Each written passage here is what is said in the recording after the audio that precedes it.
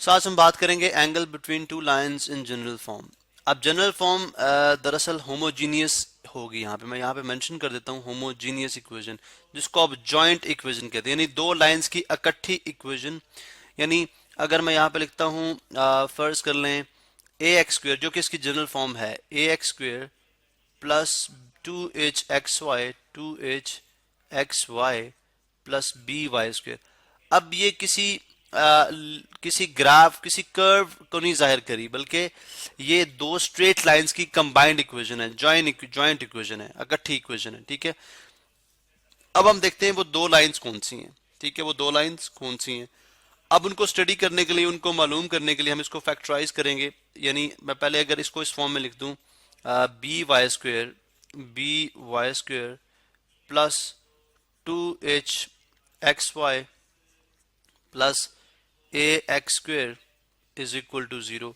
अब जाहिर है कि मुझे यहाँ पे स्क्वेयर चाहिए, मतलब ये ए होल स्क्वेयर में होगा। जैसे हमारे पास फार्मूले हैं ए प्लस बी होल स्क्वेयर, तो वो किसके बराबर होता है? वो किसके बराबर होता है जी?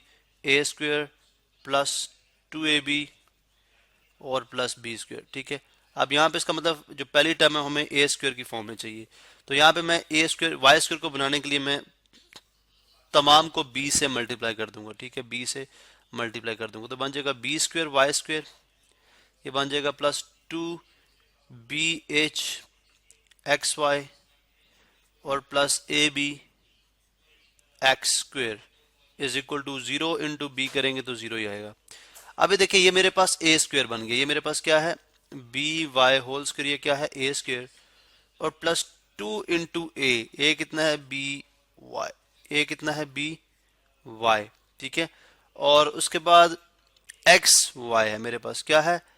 एच बी वाई, इसका मतलब एच एच एक्स है। एच एक्स जो है ये मेरे पास क्या हो जाएगा? बी हो जाएगा। क्योंकि देखें 2ab हमारे पास क्या मौजूद है? 2ab है 2bh xy। तो यहाँ पे अगर मैं फार्मूले का 2 लिख दूं यहाँ पे, और बी और ए कितना है? वो बी वाई है, तो बी वाई निकाल दें, पीछे एच एक्स रहेगा। इसका मतलब है एच एक्स जो है यहाँ पे वो बी को जाहिर कर रहा है, लेकिन एच एक्स का स्क्वायर तो मौजूद ही नहीं है। तो हम क्या करेंगे? एच स्क्वेयर एक्स स्क्वेयर को ऐड भी कर लेंगे और एच स्क्वेयर एक्स स्क्वेयर को माइनस भी कर लेंगे, minus H square X square और plus A B X square is equal to zero. ठीक है, अब अगर आप देखें तो ये एक परफेक्ट स्क्वायर है। ये क्या है? एक परफेक्ट स्क्वायर है, यानी A square plus 2ab plus B square. तो ये बन जाएगा B Y plus H x whole square. उसके बाद आ जाएगा माइनस, यहाँ पे देखें यहाँ से अगर मैं एच एक्स है इसमें और यहाँ पे सिर्फ एक्स है, यहाँ पे सिर्फ एक्स स्क्वेयर, यानी यहाँ पे भी एक्स स्क्वेयर मौजूद है, यहाँ पे भी एक्स स्क्वेयर मौजूद है। अगर मैं एक्स स्क्वेयर कॉमन ले लूँ तो ये मेरे पास बन जाएगा माइनस एच स्क्वेयर, ये हो जाएगा प्लस एच स्क्वेयर और प्लस ए बी हो जाएगा minus A B is equal to zero, is equal to zero. ठीक है, ए square minus A B is equal to zero. अब अगर आप देखें तो ये हमारे पास कुछ इस तरह से सूरत हाल बन रही है यहाँ पे कि अगर मैं इसके ऊपर स्क्वायर रूट भी डाल दूं और स्क्वायर भी डाल दूं, तो अब ये मेरे पास ये मैंने ऐसे क्यों किया है? मेरे पास एक फॉर्मूला बना है जो कि हम पढ़ के आ चुके हैं, ए स्क्वायर माइनस बी स्क्वायर, जो कि किसके बराबर होता है? ए प्लस बी और इनटू ए माइनस बी। तो यहाँ पे मैंने चूंकि ये पहले स्क्वायर में नहीं था, इसलिए मैंने इसको स्क्वायर बनाने के लिए क्या किया? होल स्क्वायर में कर दिया। अब यानी अब मैं इसको होल स्क्वायर में लिख सकता हूँ, b Y plus H x whole square minus x into square root of h square minus a square minus A b whole square is equal to zero. अब अगर आप देखें तो ये है a square minus b square, ये हमारे पास ये पूरे का पूरा क्या है? ये ए स्क्वायर है और ये क्या है? B square. तो लिहाजा यहाँ पे मैं फार्मूला अप्लाई कर दूंगा तो मेरे पास दो इक्वेशंस आ जाएंगी, दो लीनियर इक्वेशंस जो है वो आ जाएंगी। इसका मतलब वो बन जाएंगी हमारे पास, यानी पहले ए प्लस बी, यानी ये ए है B Y plus H X और plus x into square root of H square minus A B, ये ए प्लस बी है और ये A minus B Y plus H x minus x square root of H square minus A B is equal to 0। अब ये इस तरह से बन गया। इसका मतलब है कि इसमें देखें y की डिग्री 1 है, x की डिग्री 1 है, तो इसका मतलब क्या हुआ कि ये एक स्ट्रेट लाइन को ही जाहिर कर रहे हैं। ठीक है, तो these represents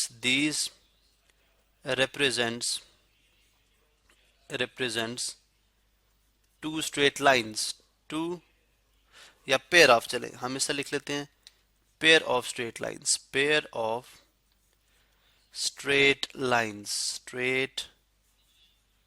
लाइंस।